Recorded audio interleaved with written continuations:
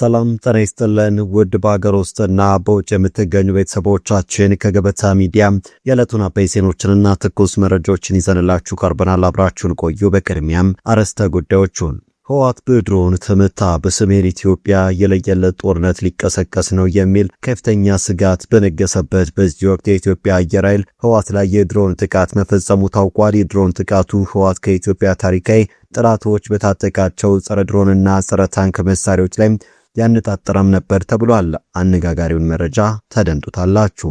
በሌላ በኩል ህወሓት አሁንም በይፋ የፕሪቶሪያው የሰላም ስምምነት ተጥሷል አለ። የፌዴራል መንግስት ዳግም ዘር ማጥፋት ታውጆብኛል ያለው ቡድኑ መክት አዲስ ህዝቡ እንዲዘጋጅ ጥሪ አቅርበዋል። ይዘነዋል። በሌላ በኩል ጀዋር መሐመድና ታማኝ በየነ በአነጋጋሪ ጉዳይ ብቅ ብለዋል። በተለያየ አቅጣጫ ባደረጉት ትግል ህወሓትን መጣል ትልቅ ሚና እንዳላቸው የሚነገርላቸው ሁለቱ ግለሰቦች በጋራ ምን አቅደዋል? ታደምጡታላችሁ። የአሜሪካ ፕሬዝዳንት ዶናልድ ትራምፕ ኢራን ወሳኝ የነዳጅ ማስተላለፊያ የሆነውን የሆርሙዝ ወሽመጥ በ48 ሰዓት ውስጥ የማትከፍት ከሆነ የኃይል ማመንጫዎቿን እንደሚያወድሙ የሰጡት ማስጠንቀቂያ ከቴህራን በኩል መለሳለስ ሳይታይበት ከ24 ሰዓት ያነሰ ጊዜ ቀርቶታል። የኢራኑ ፕሬዝዳንት መሱድ ፔሽኪያን የትራምፕን ዛቻም የተስፋ መቁረጥ እርምጃ ሲሉ አጣጥለውታል። የኢራን አብዮታዊ ዘብ በበኩሉም የአገሪቱ የኤሌክትሪክ ማመንጫዎች የሚመቱ ከሆነ በእኩል ደረጃ በቀጠናው ሀገራት ተቋማት ላይ ያጸፋ ጥቃት እንደሚፈጸም አስጠንቅቀዋል። ከመካከለኛው ምስራቅ የተሰሙ አዳዲስ ጉዳዮችንም ይዘናል። እውነት ነው። ቃል የእምነት ዕዳ ነው። ቃል በገባነው መሰረት ጥንቅቅ አድርገን የገነባነውን ባለ 17 ወለል አፓርትመንት ለውድ ደንበኞቻችን ባስረከብን ማግስት ወደ ሁለተኛው ፕሮጀክታችን እጃችንን ለሥራ አንስተናል። ነፋሻማ ስፍራ፣ የመዲናችንን ማራኪ እይታ በእጁ የሚያደርጉበት በ1 ኪሎ ሜትር ርቀት ውስጥ 16 በላይ ኤምባሲዎችና አዲሱን ቤተ መንግስት በሚያገኙበት በእንግሊዝ ኤምባሲ ሁለተኛ ሳይታችንን እንሆ ብለናል። ሰመር ሪል ስቴት እጅግ ዘመናዊ አፓርትመንትን ከባለ 2 እስከ ባለ 4 መኝታ በካሬ ከ88 ሺህ ብር ጀምሮ በ10% ቅድመ ክፍያ ደግሞ የማያገኙትን እድል የግሉ ያድርጉ። ለአንድ አባወራ 2 የመኪና መቆሚያ፣ 5 ሊፍቶች፣ ጂምና ስፓ፣ የመዋኛ ገንዳ ያካተተው ሳይታችን ከ50% የባንክ ብድር ጋር አቅርበንሎታል። ከምቹና ከተራዘመ ያከፋፈል ስርዓት ጋር 30% ድረስ በሚደርስ ቅናሽ ተጠቅመው የቤት ባለቤት ይሁኑ። ለ10 ደንበኞቻችን ባዘጋጀነው የ5% ልዩ እድል እንድትጠቀሙ ከታች ባለው ስልክ ይደውሉ። ቻናሉን ሰብስክራይብ፣ ቪዲዮ ላይክ በማድረግ እስከ ፍጻሜው አብራችሁ እንድትቆዩን በአክብሮት እንጠይቃለን። ወደ ቀዳሚ ጉዳያችን እናመራለን። ህወሓት በድሮን ተመታ፣ በሰሜን ኢትዮጵያ የለየለት ጦርነት ሊቀሰቀስ ነው የሚል ከፍተኛ ስጋት በነገሰበት በዚህ ወቅት የኢትዮጵያ አየር ኃይል ህወሓት ላይ የድሮን ጥቃት መፈጸሙ ታውቋል። ህወሓት ከቀናት በፊት በጦር ጀነራሉ መግበይ ኃይለ በኩል ለድሮን ጸረ ድሮን፣ ለታንክ ጸረ ታንክ፣ ለጀት ጸረ ጀት ታጥቀናል ማለቱ አይዘነጋም። ቡድኑ የሚያወራለትን ያህል ባይሆንም አነስተኛ መሳሪያዎችን ከኢትዮጵያ ታሪካዊ ጠላቶች መታጠቁንም ውስጥ ታዋቂ ምንጮች ሲናገሩ ነበር። ዛሬ በተሰማው አስደናቂ መረጃ ታዲያ የህወሓትን እንቅስቃሴ በረቀቀ ቴክኖሎጂ ሲከታተል የቆየው የኢትዮጵያ አየር ኃይል ህወሓት ፎክሮ ሳይጨርስ መሳሪያዎቹን ዶግ አመድ አድርገውበታል። የድሮን ጥቃቱ አዴግራት ከተማ አቅራቢያ የተፈጸመ መሆኑ ሲታወቅ ህወሓት ከኢትዮጵያ ጠላቶች በቅርቡ የታጠቃቸው መሳሪያዎች ኢላማ መሆናቸውና ውጤታማ ኦፕሬሽን እንደነበረም ታውቋል።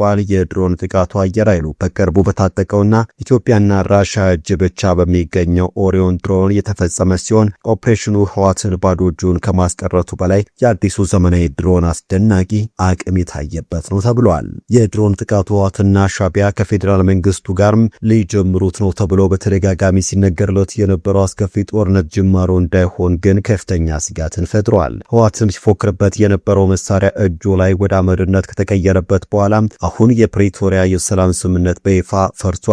ህዝቤ ሆይ ተዘጋጅ ብሏል። የህወሓት ቃል አቀባይ አቶ ሚካኤል አስገዶም ለቡድኑ ልሳን ወይን በሰጡት ቃል የፕሪቶሪያው ስምምነት ሙሉ በሙሉ ፈርሷል ብለዋል። ቃል አቀባዩም የፕሪቶሪያ ስምምነት 100% ፈርሷል በማለት የተናገሩ ሲሆንም ህወሓት የስምምነቱን ህልውና እንደማይቀበል አረጋግጠዋል።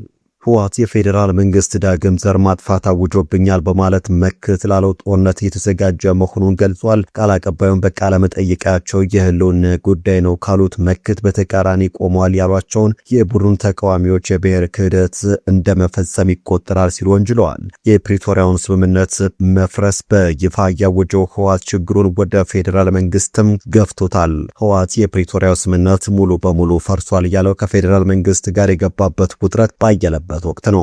የሰሜኑ ደም አፋሳሽ የሁለት ዓመት ጦርነት የቆመበት የህወሓትን የፌዴራል መንግስት የፕሪቶሪያ ግጭት ማቆም ስምምነት ከ3 ዓመት በኋላ አደጋ ላይ ወድቋል። በአንድ ወር ውስጥ ትጥቅ ለመፍታት ተስማማው ህወሓት ይበልጥ ተደራጅቶ ዳግም ወደ ግጭት ለመመለስ ዝግጅት እያደረገ መሆኑ እየተገለጸ ነው።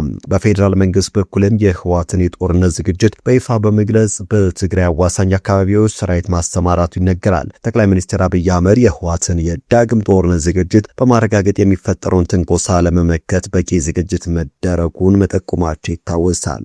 በቀጣይ መረጃችን የዓለም አቀፉ ማህበረሰብ ትኩረት በመካከለኛው ምስራቅ ጦርነት ላይ ባረፈበት በአሁኑ ወቅት በኢትዮጵያ ውስጥ ትኩረት ያልተሰጣቸው ነገር ግን የሀገሪቱን የፖለቲካና የጸጥታ አቅጣጫም ሊቀይሩ የሚችሉ ወሳኝ ወታደራዊ ክስተቶች የተከናወኑ መሆኑን የኦሮሞ ፌዴራሊስት ኮንግረስ አባሉ አቶ ጀዋር መሐመድ ባወጡት አዲስ ትንታኔ አስታወቁ።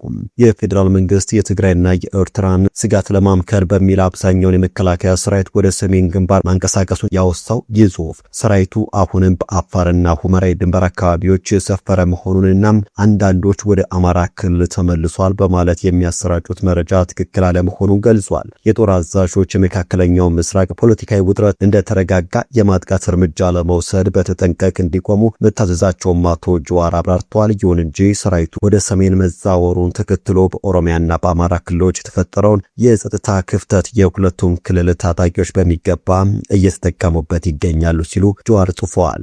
በአማራ ክልል ታጣቂዎች በመንግስት ኃይሎች ላይ ከባድ ምት በማድረስ አብዛኛውን የጎንደር አካባቢ መቆጣጠር መቻላቸውን ትንታኔው ጠቁሟል። ክልሉ መከላከያን ለመተካት ከ100 ሺህ በላይ አዲስ ኃይል አሰልጥኖ ቢያሰማራም ፋኖ ይህንን ኃይል ጥሶ ማለፉና በርካታ ሚሊሻዎችን እንዲሁም የቀድሞ የልዩ ኃይል አዛዦችን መማረክና መግደል መቻሉ የክልሉ ኃይሎች ታማኝነት ለመንግስት ሳይሆን ለታጣቂዎቹ ሊሆን እንደሚችል አመላካች ነው ብለዋል። የጸጥታ ስጋቱ እየጨመረ በመምጣቱ ምክትል ጠቅላይ ሚኒስትሩን ጨምሮ የብልጽግና ፓርቲ ከፍተኛ አመራሮች በገጠር ወረዳዎች ከመወዳደር ይልቅ ምርጫቸውን በባህር ዳር ከተማ ለማድረግ ማቀዳቸው ተገልጿል። በተመሳሳይ በኦሮሚያ ክልል የኦሮሞ ነጻነት ሰራዊት አብዛኛውን ኃይሉንና የጦር አዛዦቹን ከምዕራብና ደቡብ ኦሮሚያ ወደ ማዕከላዊ ክፍል ሸዋና አርሲ በማምጣት ምሽጉን እያጠናከረ መሆኑ በፖለቲከኛው ጽሑፍ ተመላክቷል። መንግስት ይህንን ስትራቴጂካዊ መስፋፋት ለመቀልበስ የእግረኛ ጦር እጥረት ስላለበት በመዲናው አዲስ አበባ 100 ኪሎ ሜትር ራዲየስ ውስጥ በተለይም በምስራቅና ሰሜን ሸዋ ዞኖች በድሮንና ሄሊኮፕተር የታገዙ ከባድ የአየር ጥቃቶችን በመፈጸም ላይ ይገኛል። ለአብነትም ባለፈው አንድ ሳምንት ብቻ በምስራቅ ሸዋ ቀዳሚት ሁሉ ወረዳ እስከ 30 የሚደርሱ የአየር ጥቃቶች መፈጸማቸው በጽሑፉ ተጠቅሷል። የፋኖና የኦነሰ የጦር ሜዳ ስኬት የፌዴራል መንግስቱን ከባድ አጣብቂኝ ውስጥ ከቶታል ሲል ትንታኔው ይሞግታል። መንግስት ወይ መከላከያ ሰራዊቱን መልሶ ወደ አማራና ኦሮሚያ በማስገባት ሁለቱን አማጽያን መግታት አለበለዚያን ፈጣን ድል አገኛለሁ በሚል ተስፋ በሰሜኑ በትግራይና ኤርትራ ያቀደውን ጦር መጀመር የሚሉ ሁለት አስገዳጅ ምርጫዎች ከፊቱ ተደቅነዋል። የመካከለኛው ምስራቅ ጦርነት እየረዘመ በመምጣቱ መንግስት ተጨማሪ ጊዜ ለመጠበቅ የሚያስችል ትዕግስት ላያገኝ እንደሚችል ጀዋር መሐመድ አክሎ ገልጿል። በቀጣይ መረጃችን በየትኛው ስልጣን ሆነው ይህንን የሚናገሩት ታማኝ በየነ የጠቅላይ ሚኒስትሩ አማካሪ ላይ ጠንካራ ትችት ሰነዘረም። በቅርቡ የጠቅላይ ሚኒስትሩ አማካሪ የሆኑት ዳንኤል ክብረት በውጭ የሚኖሩም ኢትዮጵያውያን የሌላ ሀገር ዜግነት በመውሰዳቸው በሀገሪቱ ጉዳይ አያገባችሁም ሊባሉ እንደሚገባና በችግሩ ጊዜ አብረው ስላልነበሩ በሀገሪቱ የመቀበር መብት እንደሌላቸው የሚገልጽ ንግግር ማድረጋቸው ይታወሳል። ለዚህ ንግግር አርቲስትና የመብት ተሟጋች ታማኝ በየነም በሰጠው ምላሽ አንድ አማካሪ በምን የስልጣን እርከን ነው የዜጎችን የዜግነት ድርሻና የመቃብር ቦታ የሚወስነው ሲሉ በመጠየቅ ዲያስፖራውን ማግለል ታሪክን አለማወቅ እንደሆነም ተናግረዋል። መንግስት ቀበቶ በላላበትና ህልውናው አደጋ ላይ በወደቀበት ወቅት በተለይም በሰሜኑ ጦርነት ወቅት ደራሽ ሆኖ የደረሰው ዲያስፖራው እንደነበረ የገለጹት ታማኝ በየነ ዲያስፖራው በየዓመቱ እስከ 6 ቢሊዮን የአሜሪካ ዶላር ወደ ሀገር ቤት በመላክ ለሀገሪቱ ኢኮኖሚ ጀርባ አጥንት መሆኑን በመጥቀስም የተባበሩት አረብ ኤምሬት ወዳጅ ከመሆናቸው በፊት ስለ ቡናና ማኪያቶ የምታጠፉትን ገንዘብ ለሀገር ስጡ ብላችሁ የለመናችሁት ይህንኑ ዲያስፖራ ነበረ ሲሉ አስታውሰዋል። ለመቀበርና ለጽዳትማ ያለንበት ሀገር ይበልጥ ነበረ። እኛ ግን ሀገራችንን የምንወደው የትውልድ ትብታችን በመሆኗ ነው ብለዋል። ታማኝ በየነ አማካሪው ዳንኤል ክብረት ለተናገሩት ንግግር ዲያስፖራውን ይቅርታን እንዲጠይቁ አሳስበዋል። ዲያስፖራው ድጋፉን ቢያቋርጥ በሀገሪቱ ኢኮኖሚ ላይ ለሚደርሰው ቀውስ መንግስት ኃላፊነቱን እንደሚወስድ ማስጠንቀቀዋል። መንግስት መገንባት ከባድ ነው፣ ነገር ግን የባለቤትነት ስሜት ያላቸውን ዜጎች ማገልገል ዋጋ ያስከፍላል ሲሉ ምላሽን ሰጥተዋል። በመጨረሻም የአሜሪካ ፕሬዝዳንት ዶናልድ ትራምፕ ኢራን ወሳኝ የነዳጅ መተላለፊያ የሆነውን የሆርሙዝ ወሽመጥ በ48 ሰዓት ውስጥ የማትከፍት ከሆነ የኃይል ማመንጫዋን እንደሚያወድሙ የሰጡት ማስጠንቀቂያ ከቴህራን በኩል መለሳለስ ሳይታይበት ከ24 ሰዓታት ያነሰ ጊዜ ቀርቶታል። የአሜሪካው ፕሬዝዳንት ዶናልድ ትራምፕ ኢራን የሆርሙዝ ወሽመጥን በ48 ሰዓታት ውስጥ የማትከፍት ከሆነ የኃይል ማመንጫዎቿን እንደሚያወድሙ መዛታቸውን ተከትሎ የኢራኑ ፕሬዝዳንት መሱድ ፔሽኪያን ዛቻና ሽብር የሚያጠናክሩት አንድነታችንን ብቻ ነው ሲሉ ተናግረዋል። ፕሬዝዳንት ትራምፕ በኢራን የተዘጋ ወሳኙ የባህር መተላለፊያ እንዲከፈት የሰጡት ማስጠንቀቂያ ከ24 ሰዓታት ያነሰ ጊዜ ቢቀረውም ከቴህራን በኩል መለሳለስ አልታየም። የኢራን ፓርላማ በጉባኤ መሐመድ ባገር ገሊባፍ ሀገሪቱ የኃይል ማመንጫዎች ጥቃት የሚፈጸምባቸው ከሆነ በቀጠና የሚገኙ ወሳኝ መሠረተ ልማቶች፣ የኤነርጂና የነዳጅ ዘይት ተቋማት እንደ ህጋዊ ኢላማዎች ይቆጠራሉ ብለዋል። የኢራኑ ፕሬዝዳንት መሱድ ፔሽኪያን በኤክስ ገጻቸው ባሰፈሩ ጽሑፍ የሆርሙዝ ወሽመጥ መሬታችንን ከሚደፍሩት በስተቀር ለሁሉም ክፍት ነው ብለዋል። የአሜሪካን ዛቻ ኢራንን ከካርታው ላይ የማጥፋት ቅዠት ሲሉ የጠሩት ፕሬዝዳንቱ ይህ ማስፈራሪያ ታሪክ ሰሪ ከሆነው የህዝብ ፍቅር ተቃራኒ የሆነ ተስፋ መቁረጥን ያሳያል ብለዋል። ፔሽኪያን አክለውም የማይረቡ ዛቻዎችን ጦር ሜዳ ላይ በጽናት እንመክታለን በማለትም ጽፈዋል። የእስራኤል መከላከያ ሰራዊት ደግሞ ከኢራንና ከሊባኖሱ ሂዝቦላ ጋር በሚደረገው ጦርነት በርካታ ሳምንታት ውጊያ ይቀረናል ብለዋል። የጦር ቃል አቀባይ ብርጋዴር ጀነራል ኤፌ ዴፍሪን በሰጡት ጋዜጣዊ መግለጫ ኢራንና ሂዝቦላ ላይ የተጨማሪ በርካታ ሳምንታት ውጊያ እንደምንጋፈጥ እንጠብቃለን ብለዋል። የመከላከያ ሰራዊት ዋና አዛዥ አያል ዛሚር እስራኤል ሂዝቦላ ላይ የምታካሄደው ዘመቻ እንዲራዘም የሚያደርግ እቅድ እንዳጸደቁ ተናግረዋል። ዋና አዛዡ ሂዝቦላ ላይ የተከፈተው ዘመቻ ገና መጀመሩ ነው። በኢራን ዘመቻ መጨረሻ ሂዝቦላ ብቻውንና ተነጥሎ ይቀራል ብለዋል።